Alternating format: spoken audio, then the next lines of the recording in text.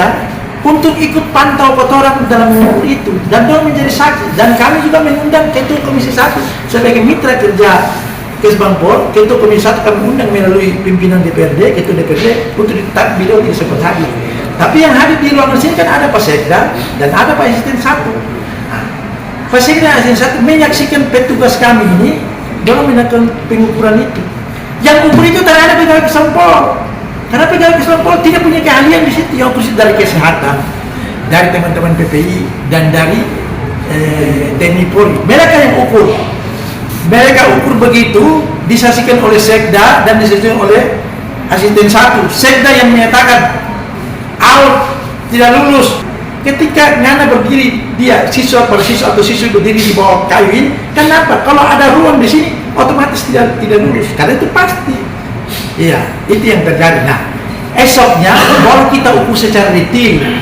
Yang jelas itu esok kan yang serada di bawah 160. Esok itu baru kita ukur yang menggunakan alat tinggi itu. Jadi ada yang 160, ada yang 161 untuk perempuan, ada yang 162 dan seterusnya sampai ke atas. Begitu pun yang laki-laki minimal 165 ke atas semua. Nah, setelah selesai ukur itu baru kita lanjut ke tes lain, tes kesehatan.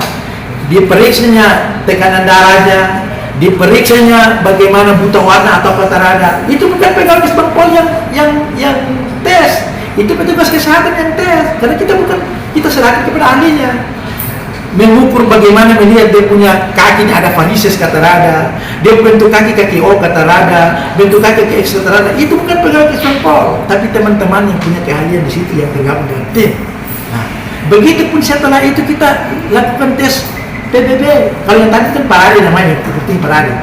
Ikut tes PBB, tes Samapta.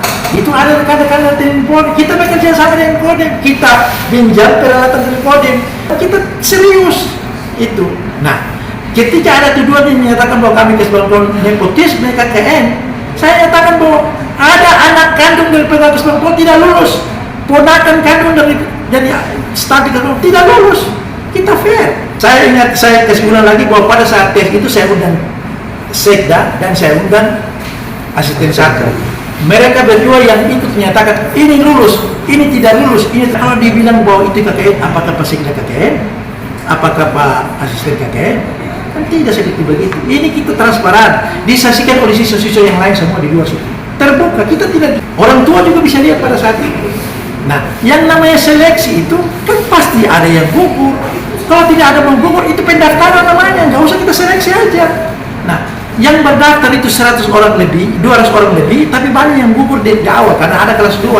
Sementara yang dibutuhkan yang sesuatu yang diterima hanya kelas 1. Nah, terus kita lakukan seleksi. Sampai dengan terakhir ini kita harus butuh yang lulusnya itu 42 orang untuk dihalu. Ketika orang mulai hubungkan bahwa Kesbangpol ini ada mau korupsi dan seterusnya, saya nyatakan begini, tahun kemarin 2023 kemarin itu kuota untuk jumlah paskibraka itu 30 orang, tapi kami tambah 6 orang untuk lebih memperbagus formasi barisan. Nah, tahun ini masih tetap 30 orang, tapi berdasarkan rapat dengan teman-teman tim, kita sepakati ketong kasihnya 42 orang. Itu tak ada tambahan anak, semata-mata untuk demi ketong tampilkan yang lebih baik. Terkait dengan apa yang beredar di mitos sekarang, kami tidak menanggapi itu karena kami anggap itu sampah. Akan kita tanggapi itu. Kita dalam mengelola paskibraka, ketika ada permasalahan, kita diskusi dengan teman-teman sesama dan kita konfirmasi dengan BPIP sebagai lembaga negara yang bertanggung jawab terhadap penyelenggaraan paskibraka.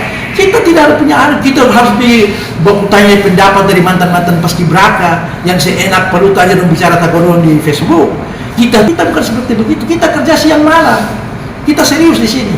Dan oleh karena itu, inilah hasil kerja kami. Saya sebagai kepala Kesbangpol, sebagai ketua panitia, bertanggung jawab penuh atas semua keputusan yang diambil oleh panitia.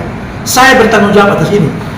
Bila ada pihak-pihak yang merasa ketong bekerja tidak adil, silakan panggil siswa yang merasa bahwa ketong melakukan kezaliman terhadap dia. Silakan panggil siswa itu dan orang tuanya datang ke sini dan kita sama-sama ukur. Biar semua saksikan. Dan mau ada ukuran tersendiri. Silakan.